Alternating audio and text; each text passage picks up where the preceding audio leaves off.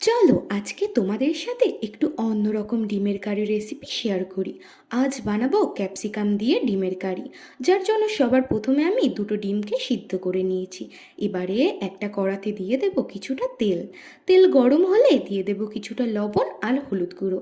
তারপর দিয়ে দেব আগে থেকে সিদ্ধ করে মাঝ বরাবর কেটে রাখা ডিমটাকে ভালো করে উল্টে পাল্টে ভেজে নেব।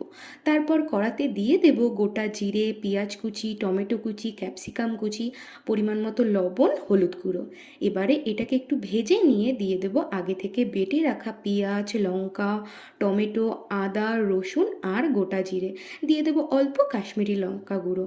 এবারে মশলাটাকে একটু ভালো করে কষিয়ে নেব।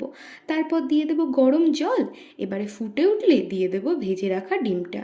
গ্রেভি ভালো করে ফুটে উঠলে অল্প গরম মশলা দিয়ে নামিয়ে নিলেই রেডি আমাদের ক্যাপসিকাম দিয়ে ডিমের কারি।